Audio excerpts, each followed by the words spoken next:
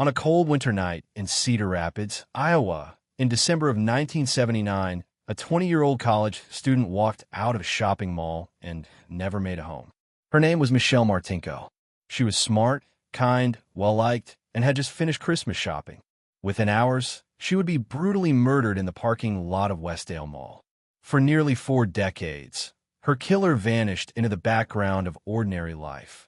While her family waited, investigators struggled, and the case slowly went cold. Until one piece of evidence, preserved against all odds, finally spoke. This is the story of Michelle Martinko and how science solved a crime after 39 years. Michelle Martinko was born in 1959 and grew up in Cedar Rapids, Iowa. She was a student at Kirkwood Community College, studying interior design. Friends described her as cheerful, responsible, and deeply close to her family, especially her mother, Janet Martinko. Michelle worked part-time and was known for her independence. On December 19, 1979, she told her mother she was heading to Westdale Mall to shop for Christmas gifts. She planned to be back soon. That was the last time her family saw her alive. Westdale Mall in 1979 was busy during the holiday season. That evening, Michelle finished shopping around 9 p.m. She walked alone to her car, a 1978 Honda Civic, parked in the mall lot. Sometime between 9 o'clock and 9:30 p.m., Michelle was attacked. She was stabbed 29 times. The attack was violent, personal, and fast. There were no witnesses who saw the assault happen.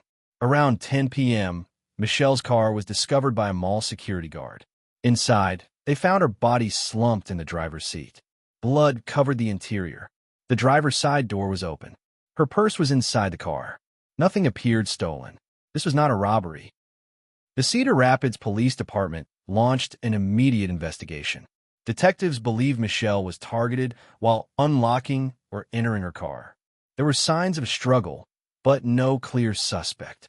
The murder weapon was never found. There were no fingerprints that led to a match. Hundreds of tips came in. Police interviewed mall employees, shoppers, known offenders, Michelle's friends and classmates. At one point, investigators focused on a man named James Clinton Vaughn, but there was no physical evidence linking him to the crime. As weeks turned into months, and months into years, the case slowly went cold. But one thing saved it from being forgotten. In 1979, DNA testing did not exist.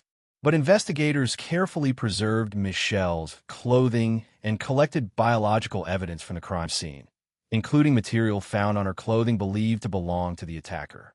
For decades, that evidence sat in storage.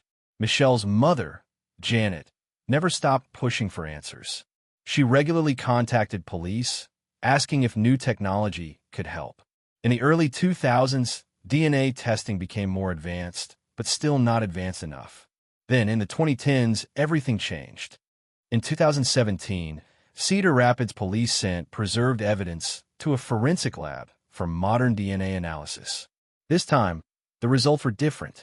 The DNA profile was strong enough to upload into national databases. In 2018, investigators received a match. The DNA belonged to Jerry Lee Burns, a 64-year-old man living in Manchester, Iowa. Burns had no prior violent crime convictions. He had lived a quiet, ordinary life. He was married. No one had ever suspected him.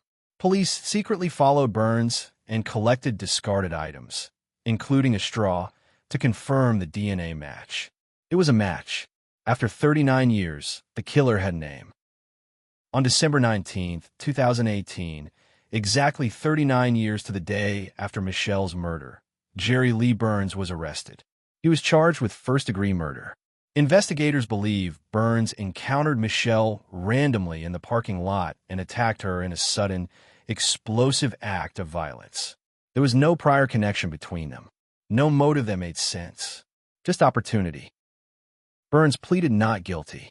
His defense argued that the DNA evidence could have been contaminated or transferred indirectly.